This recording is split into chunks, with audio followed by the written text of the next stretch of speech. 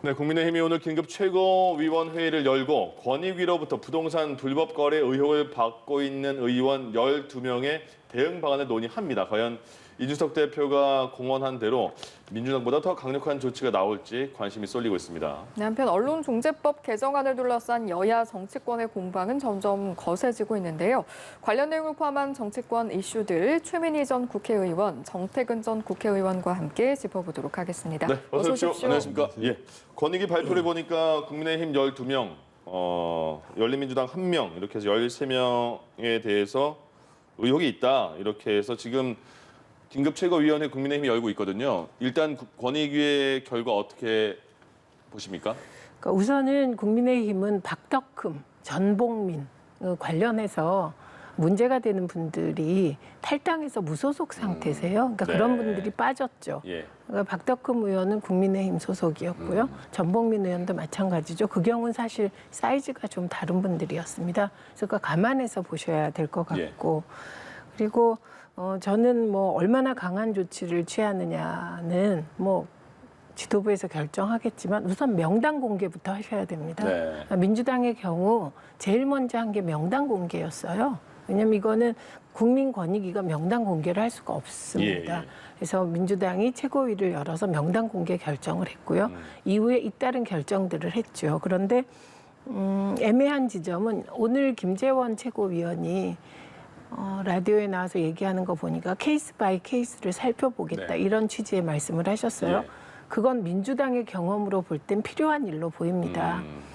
그러니까 우상호 의원 같은 경우는 제가 지난번에 한번 말씀드린 것 같은데 토론회를 같이 나갔는데 작업복 비슷하게 입고 와서 왜 그러냐 했더니 자기 농지가 있어서 농사 짓고 오는 거다 주말에 그렇게 얘기를 했거든요. 네. 그래서 우상호 의원은 일단 경찰에서 무혐의 처분이 내려졌어요. 네. 그러니까 이런 케이스는 정말 억울한 케이스는 없어야 되는데 또 국민의 정서를 고려할 땐 일괄 강하게 처리해야 되는 부분이 있잖아요.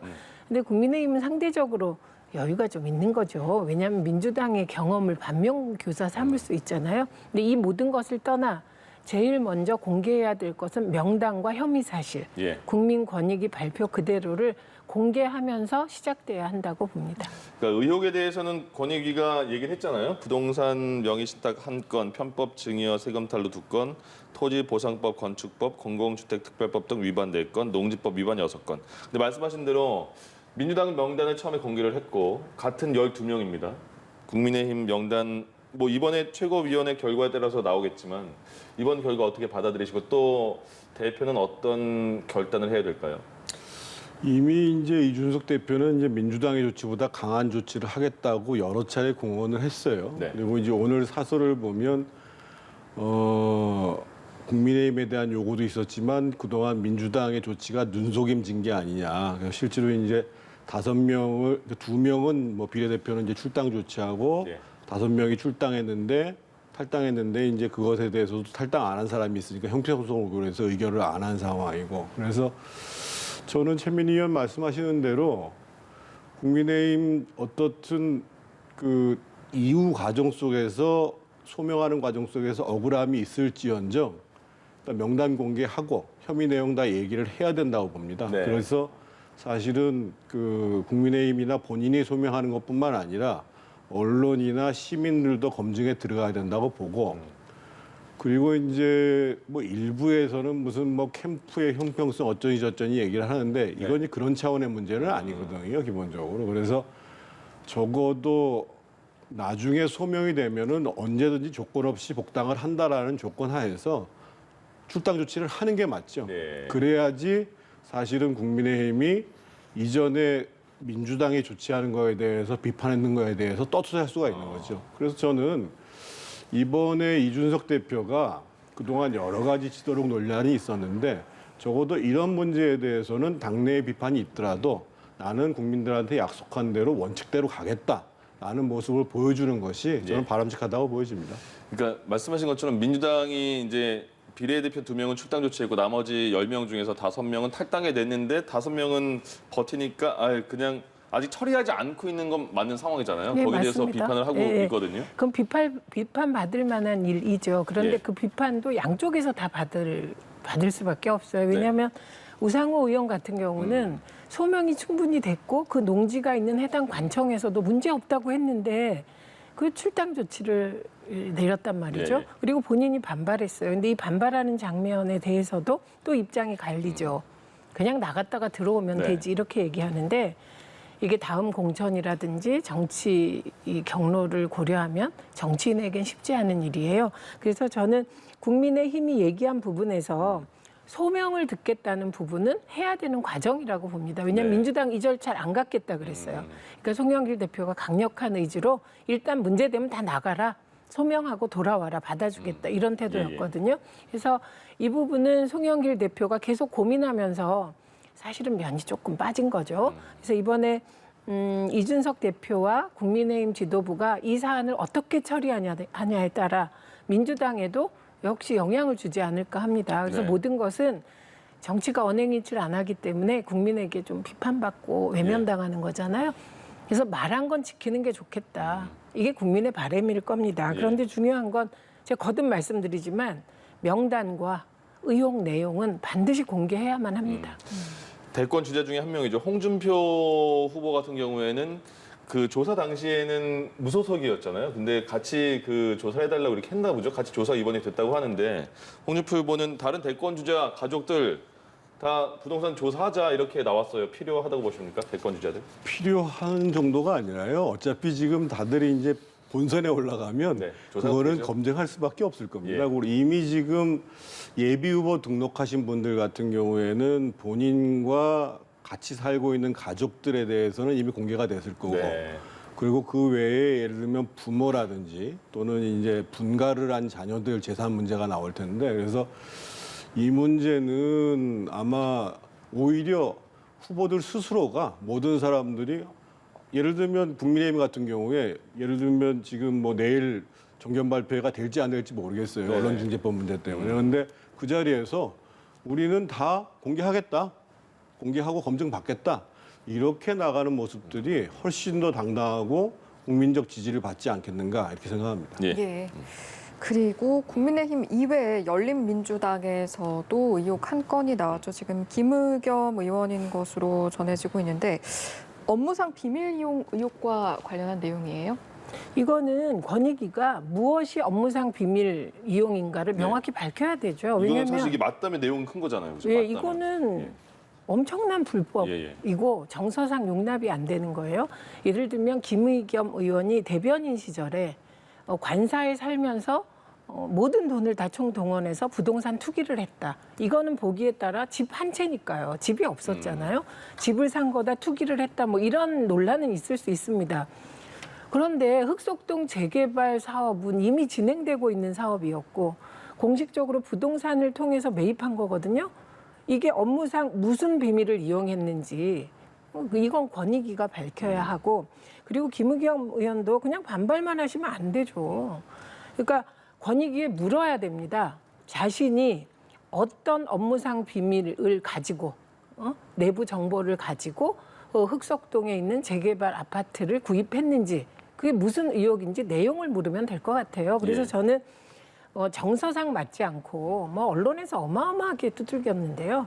그런 부분은 저도 일부 인정을 합니다. 그런데 업무상 비밀을 빼내서 자기 사적으로 도용했다는 부분은 굉장히 큰 불법이잖아요. 이게 예. 법적으로는 뭐 어떨지 모르겠습니다. 정서상으로는 더 큰 불법이기 때문에 이건 김의겸 의원으로서도 사실을 명확히 공개할 의무가 있고 권익위가 특히 예. 어떤 비밀을 빼냈냐, 기밀은 아니고 비밀을 빼냈는지 이거는 권익위가 답해야 합니다. 예. 알겠습니다. 김의겸 의원 측에서는 이제 부인을 하고 소명 자료를 지금 제출한 것으로 알려지기도 했는데 뭐 아직까진 가정입니다만 혹여나 사실로 드러난다면 그 파급력에 대해서는 좀 어떻게 파급 정도가 아니라 이거는 형사처벌 대상이죠. 공소시효도 남아있는 사건이고. 그러니까 지금 이제 김의겸 의원 측에서 주장하는 내용은 뭐냐면 재개발 그 사업 시행 인가가 난 게 본인이 그 부동산을 매입하기 1년 전에 이뤘다.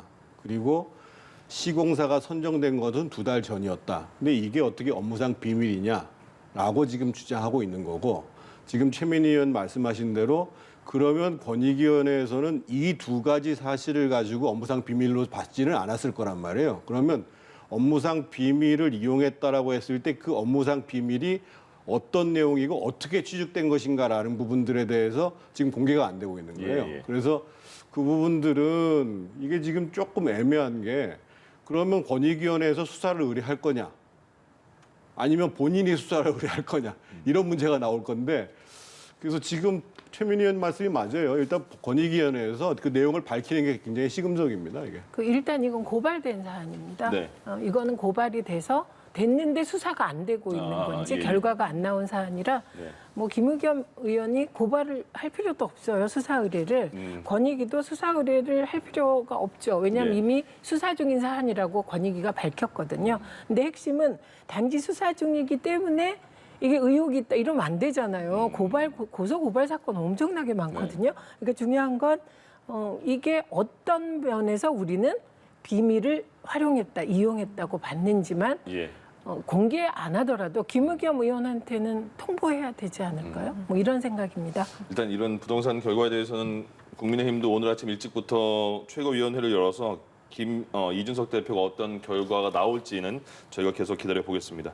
자, 그리고 이제 오늘 법사위가 10시부터 열린다고 했는데 잘 수월하게 열리는지 모르겠습니다. 왜냐하면 민주당이 언론중재법 내일 본회의에서 처리하려고 하는데 여기에 대해서 윤석열 전 총장 어제 기자회견을 열어서 굉장히 비판을 강하게 했습니다. 언론 재갈법이다 이렇게 말을 했고 민주당의 송영길 대표는 공부 좀 하시라 이렇게 반박했습니다. 일단 들어보겠습니다.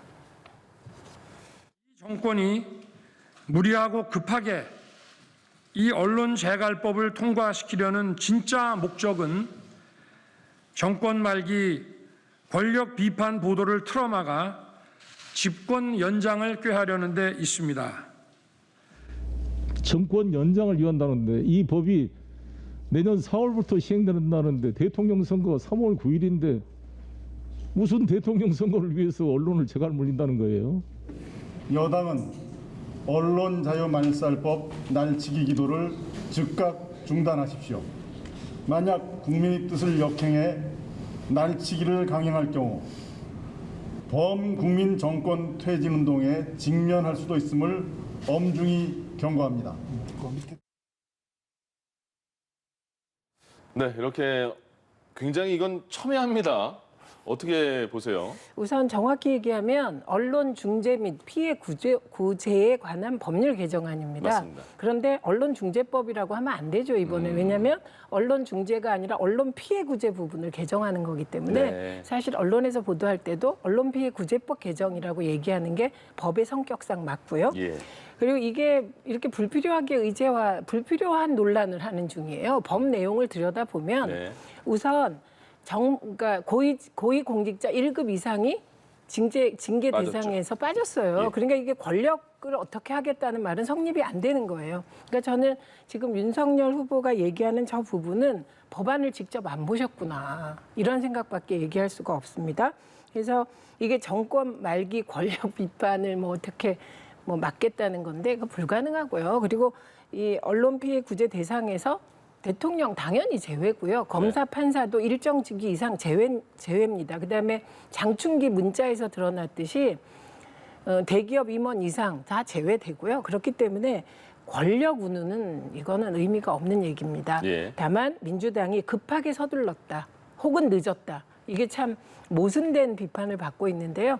급하게 서둘렀다는 상임위원장이 바뀝니다. 문체위. 예. 그러니까 그것 때문에 빨리 하는 게 아니냐. 이런 비판 충분히 받을 소지가 네. 있고요. 내일 바뀌니까요. 예, 그리고 이제 늦었다 이건 뭐냐면 2020년 4월에 이미 180석을 줬는데 네. 이 언론 개혁 같은 민감한 이 소재를 왜 대선 앞두고 하냐. 이게 주로 민주당 지지자들의 비판인데 이것도 맞죠. 네. 그래서 시기 문제나 절차 문제에 대한 일부 비판은 수용해야 하는데 정말 내용 들여다보시면 걱정이 될 정도입니다. 왜냐하면 이게 악의적 기사다. 그래서 네. 나에게 피해를 줬다. 이거를 입증하는 게 피해자예요.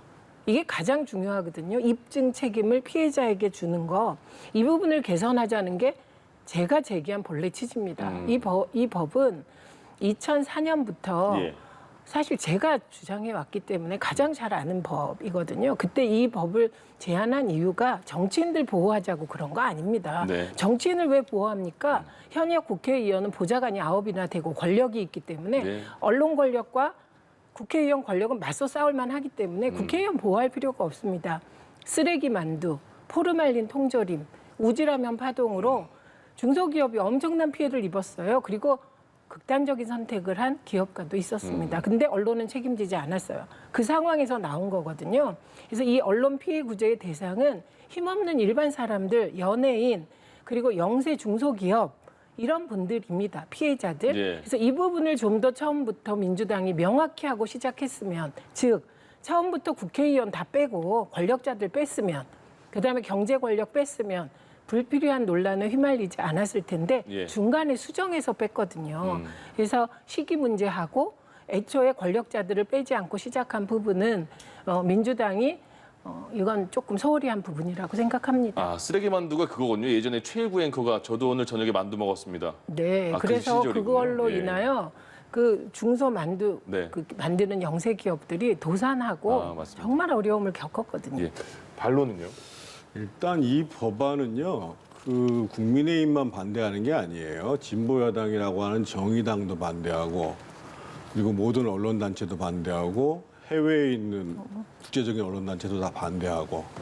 그래서 사실은 이 민주당만 반대를 하고 있는 참 추진하고 있는 법안이고, 아까 이제 법안 수정 말씀하셨는데 이게 7월 27일 날 발의돼 가지고요. 벌써 3차례 수정을 했습니다. 예. 그럼 얼마나 조소위법이라는 거예요. 그리고 예를 들면 지금 권력자들은 그거를 이의제기 못한다고 말씀하셨는데 그렇지 않습니다. 예를 들면 지금 조국 장관 전직이잖아요. 장관 물러나는 순간부터 바로 문제 제기할 수 있는 거예요. 문재인 대통령 물러나면 자기에 대한 검증 문제 바로 문제 제기할 수 있는 거예요. 그 전직이. 그리고 대기업도 마찬가지입니다.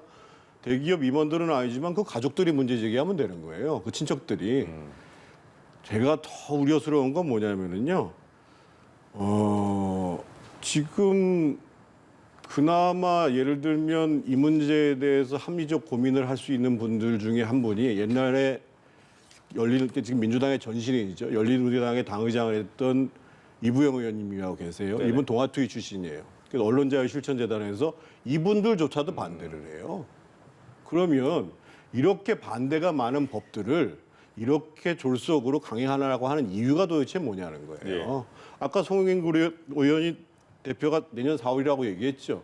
그러면 이거를 그렇게 대선 앞두고 언론에 대한 이런 분위기를 조성할 게 아니라 더 심사숙고하자. 그래서 모든 언론단체에서 지금 얘기하고 있는 부분들이 다시 특위를 가동해서 진행해야 하는 게 맞다. 그리고 이렇게 하면 되잖아요.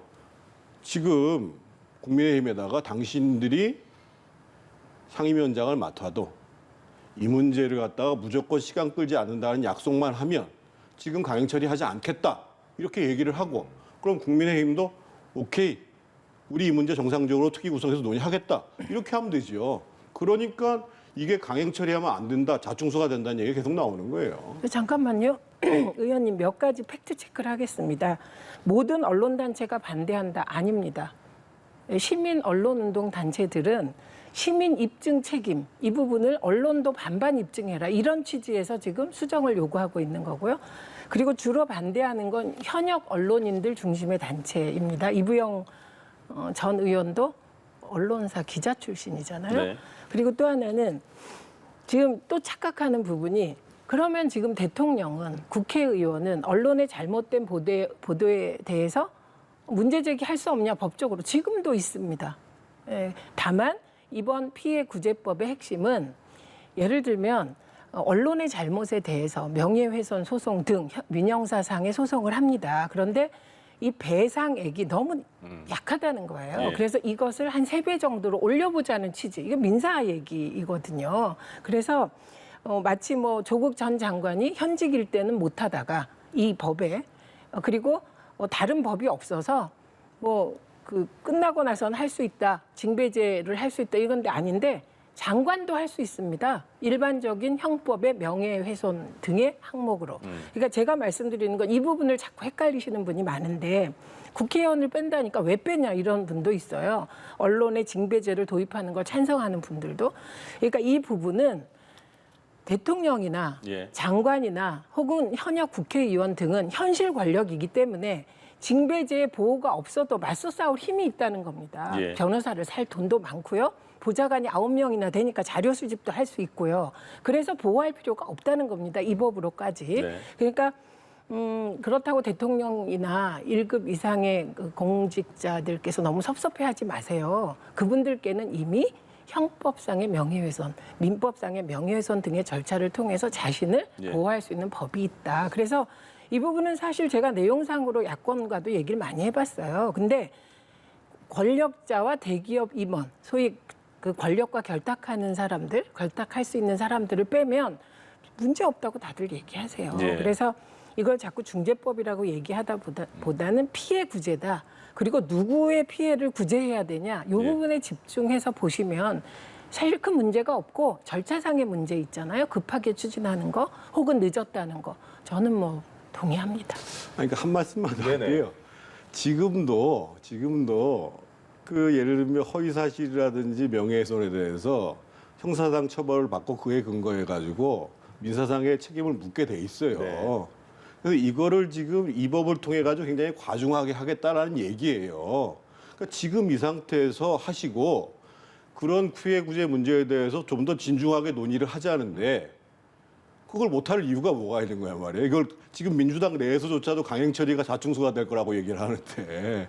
아니 이거는 그렇게 말씀하시는 문제는 아니고요. 아니 말씀하셨잖아요. 지금 법으로도 가능하다면서요. 아니요. 지금 법으로 더 보호할 필요가 없는 사람들이라고 제가 얘기했어요. 이게 상당히 전문적이고 오랫동안 심사숙고하지 않는 경우에는 이게 그냥 보여요. 근데 네. 더 들어가자면 지금 현직 권력자들, 경제 권력, 언론 권력, 그리고 정치 권력 등등의 권력자들은 현재 법으로도 자기를 보호할 수 있어요. 그런데 힘없는 분들은 현재 법으로는 보호가 약하기 때문에 특별히 이런 법으로 좀 더 보호해 보자는 취지예요. 더의 초점이 있습니다. 예. 그래서 오히려 거꾸로 이 말씀에 대해서 저는 이 법을 애초에 제안했던 사람으로서는 3배 정도의 민사상의 책임으로 언론이 무서워하겠냐. 저는 거꾸로 이런 생각을 합니다. 그래서 더 강화해야 된다고 생각하는 쪽이에요. 그래서 제가 인정한다는 것은 2020년 4월 총선이 끝났을 때 민주당이 바로 이런 법을 추진해야지 뒤늦게 대선 앞두고 이렇게 추진하는 게 과연 정무적으로 옳았냐. 예. 이건 저는 민주당 지지자로서 이 부분에 대해서 걱정하는 쪽이죠. 그래서 이 법은 시간을 좀 더 가져라. 저는 지금 가져봤자 소용없을 거라고 봅니다. 1위 대권 후보가 나서서 내용도 잘 파악 못한 듯 알겠습니다. 이게 네. 권력 부패를 보도 못하게 하겠다는 거라고 논평을 해버리면 국민의힘이 어떻게 이 법을 합리적이라도 찬성하겠습니까? 뿐만 아니라 네. 그분은 본인은 언론에 계속 재갈 물리시잖아요. 그러면서 그런 모순적인 행동하시면 안 되죠. 네, 알겠습니다. 여기까지 듣겠습니다. 지금까지 최민희 전 의원, 정태근 전 의원과의 시간 함께했습니다. 고맙습니다. 고맙습니다. 예.